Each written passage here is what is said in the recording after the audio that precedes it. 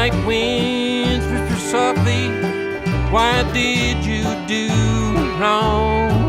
In the distance there's a coyote howl, sounds like his love is gone. A lot of people think bluegrass music is new, but it was created about 1946 by a gentleman by the name of Bill Monroe, and of course all of the people that were surrounding him and involved with him, and a lot of men and women created this music. And I became a fan of not only him, but of other members of the first generation, the Stanley Brothers and the Don Reno, and the list goes on and on.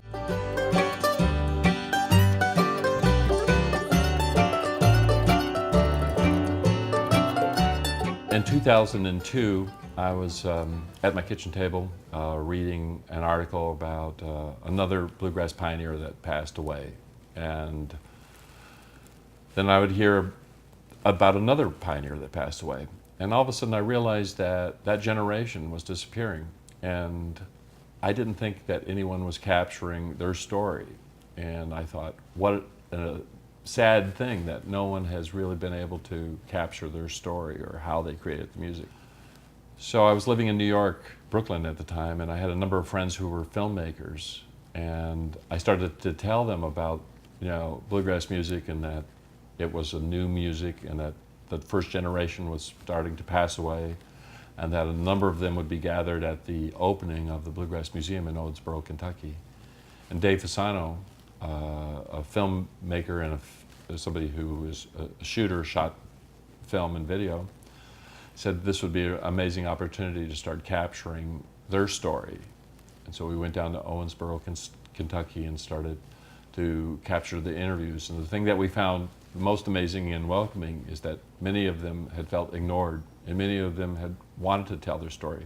And it is an amazing story. It's an amazing story of creating something basically out of nothing and making it one of the most popular musical genres that's completely spread around the world.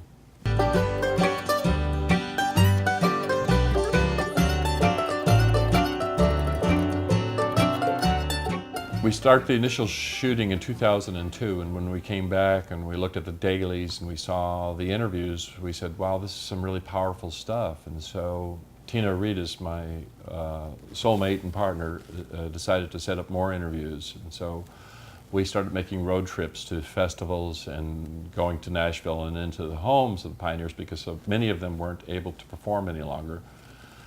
Some of them were sick and some of them were dying.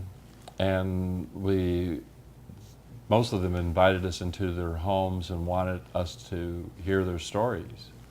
And we started making the road trips, doing the interviews, and meeting that first generation. And you can imagine my thrill as somebody who loves the music to be able to sit next to Josh Graves and hear him tell his story, and him to offer me a cup of coffee and to watch a little video clip together.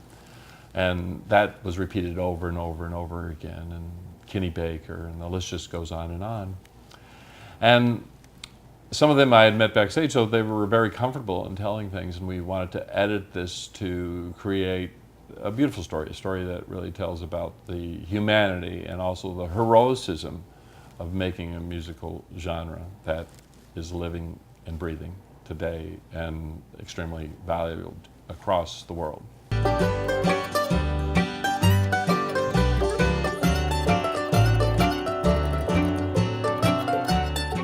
I feel that I've almost became friends with many of the people that I interviewed, and felt an allegiance to them, and felt that it was important to finally tell their story.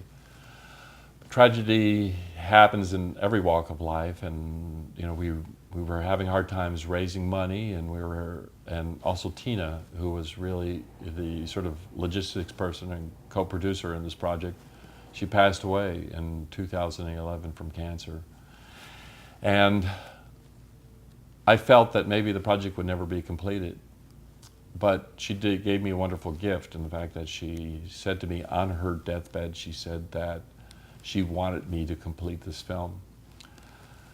So, armed with her telling me that this film needed to be completed, I decided to have a Kickstarter program, crowdsource funding, and finishing the editing and finishing any of the interviews.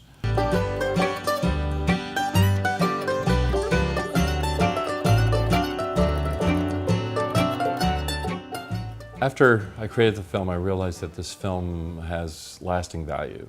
And it may have a small audience, but it will have an audience that's passionate about the music. I think that every future generation is going to want to go back and hear from the originators what it was to make a musical genre, so they have insights. So I see it living forever and spreading, and probably not major theater release, but I also have a dream and hope that someday parts of it, particularly some of the stories, will end up in other films or documentaries that help to document the music.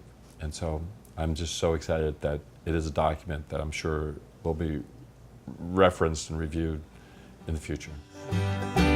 Listen close, and you can almost hear the blues.